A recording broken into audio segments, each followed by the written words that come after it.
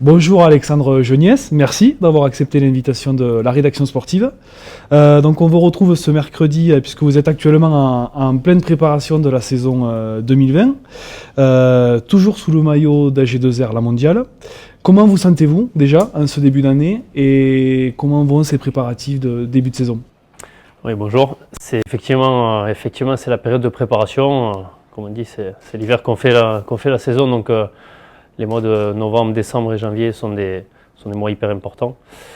Pour le moment, la préparation se passe relativement bien. On a eu un automne et un début d'hiver pluvieux, donc ça n'a pas été évident d'arriver à s'entraîner correctement, mais c'est des périodes où on arrive à ajuster l'entraînement avec d'autres activités, donc de la musculation, du VTT et des footings. Donc, sur ce point-là, j'ai réussi à bien m'organiser et là, je repars en stage jeudi, donc ça approche maintenant, les échéances approchent puisque c'est un stage, c'est le dernier stage avant le début de la saison.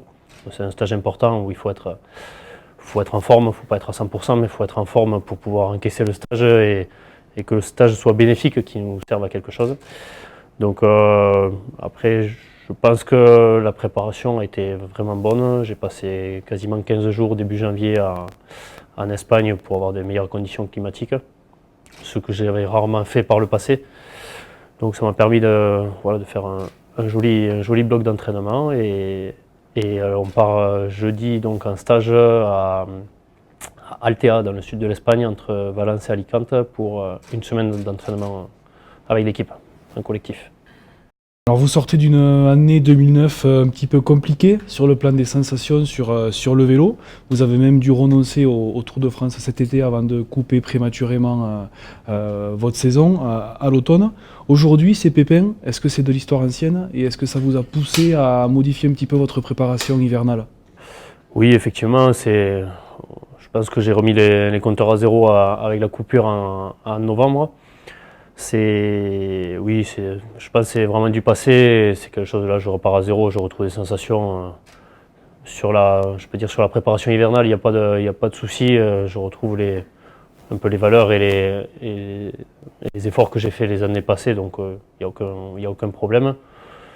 Je pense qu'après, dans une saison comme ça, il faut arriver à en tirer des conclusions et aller de l'avant, pas refaire les mêmes erreurs, donc trouver qu'est-ce qui a pêché et qu'est-ce qui a manqué en fait, il fallait réagir plus vite, peut-être trouver d'autres solutions. Mais bon, dans le feu de la saison, on va dire, c'est toujours difficile de réagir et de rebondir rapidement. Donc voilà, après, ça a été, je trouve, la communication avec l'équipe a été bien, qui me laisse arrêter ma saison mi-septembre, ça a été bien. Je pense que c'est ce qui aussi m'a permis de me régénérer et de bien me reposer à l'automne. Mais non, il n'y a pas de souci, là, ça va repartir. Il faut faire une croix et laisser cette saison 2019 derrière, aller de l'avant.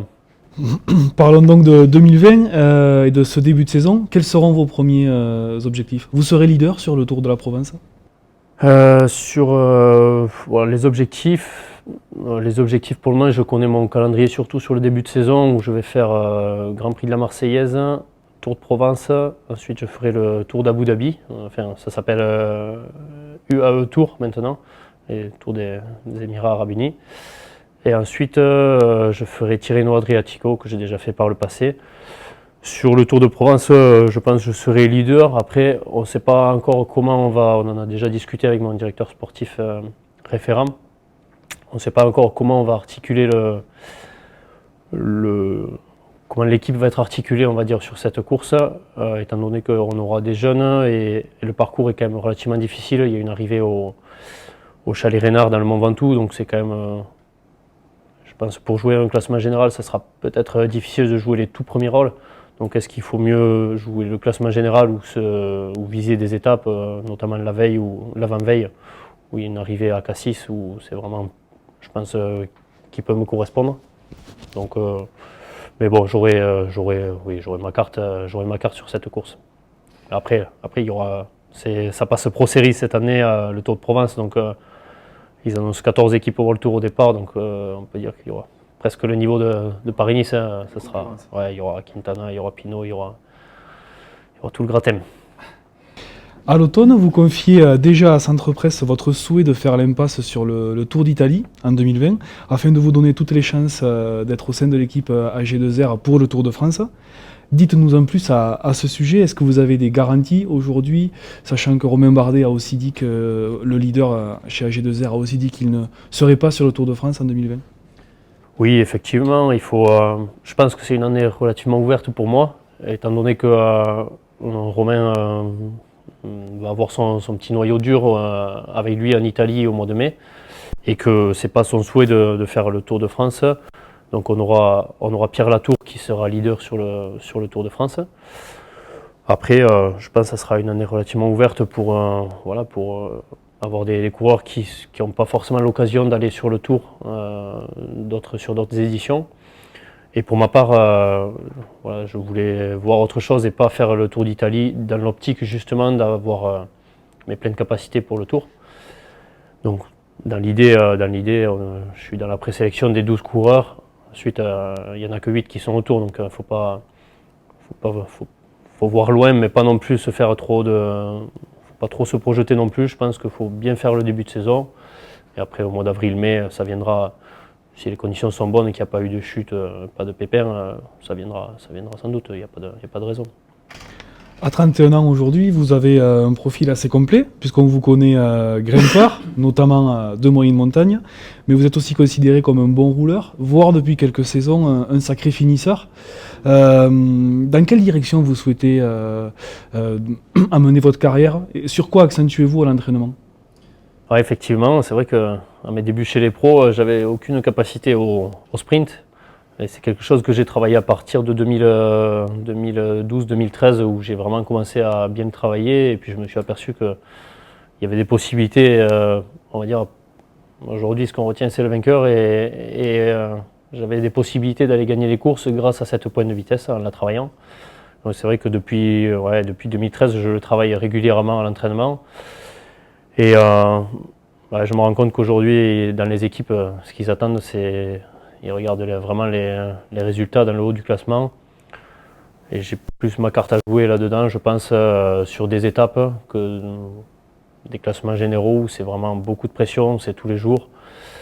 Il ne faut pas avoir un jour sans, même si j'étais quand même assez régulier, mais bon, je trouve que c'est plus intéressant et puis il y a plus de panache à jouer ça.